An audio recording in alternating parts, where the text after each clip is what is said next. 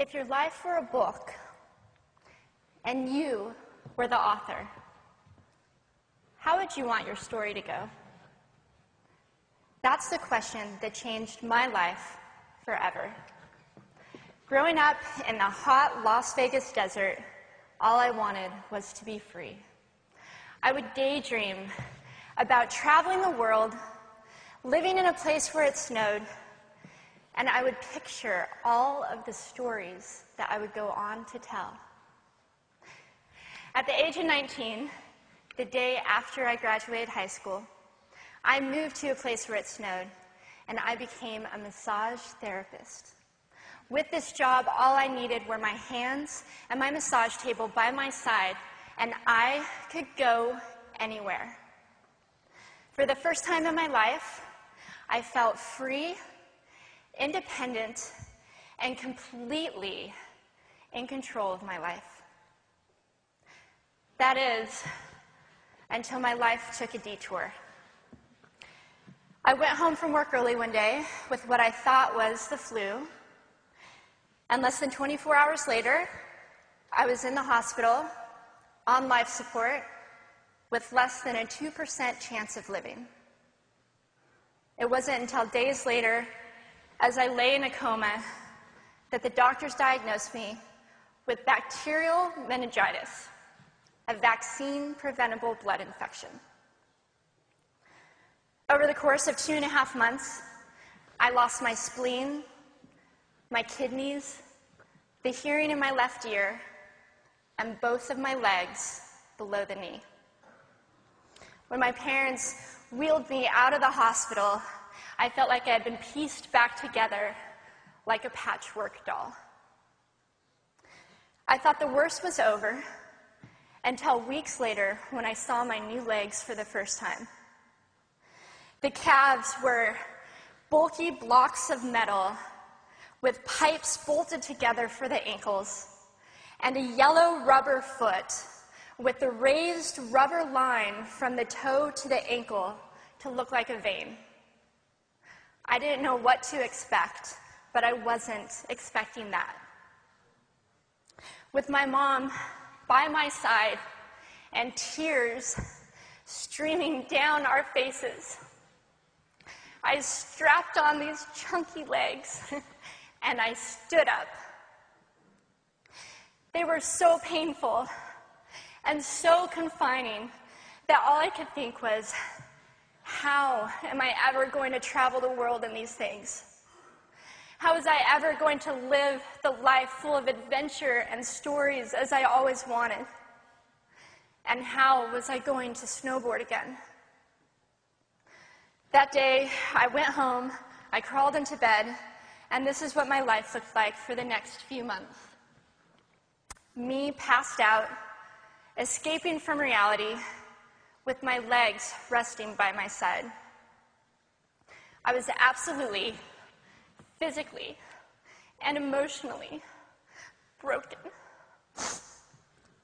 But I knew that in order to move forward, I had to let go of the old Amy and learn to embrace the new Amy. And that is when it dawned on me that I didn't have to be 5'5" anymore. I could be as tall as I wanted.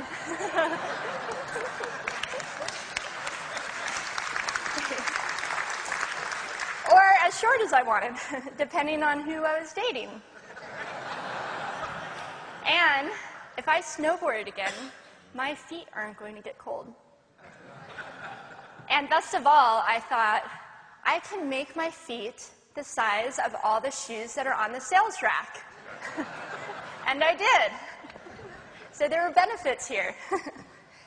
It was this moment that I asked myself that life-defining question. If my life were a book and I were the author, how would I want this story to go? And I began to daydream. I daydreamed like I did as a little girl. And I imagined myself walking gracefully, helping other people through my journey, and snowboarding again. And I didn't just see myself carving down a mountain of powder, I could actually feel it. I could feel the wind against my face and the beat of my racing heart as if it were happening in that very moment. And that is when a new chapter in my life began. 4 months later, I was back up on a snowboard. Although things didn't go quite as expected, my knees and my ankles wouldn't bend, and at one point, I traumatized all the skiers on the chairlift when I fell, and my legs, still attached to my snowboard, went flying down the mountain. And I was on top of the mountain still. I was so shocked. I was just as shocked as everybody else, and I was so discouraged, but I knew that if I could find the right pair of feet, that I would be able to do this again. And this is when I learned that our borders and our obstacles can only do two things. One, stop us in our tracks, or two, force us to get creative. I did a year of research, still couldn't figure out what kind of legs to use, couldn't find any resources that could help me. So I decided to make a pair myself. My leg maker and I put random parts together, and we made a pair of feet that I could snowboard in. As you can see, rusted bolts, rubber, wood, and neon pink duct tape. And yes, I can change my toenail polish. It was these legs and the best 21st birthday gift I could ever receive, a new kidney from my dad, that allowed me to follow my dreams again. I started snowboarding, then I went back to work, then I went back to school, then in 2005 I co-founded a nonprofit organization for youth and young adults with physical disabilities so they could get involved with action sports. From there, I had the opportunity to go to South Africa, where I helped to put shoes on thousands of children's feet so they could attend school. And just this past February, I won 2 back-to-back World Cup gold medals.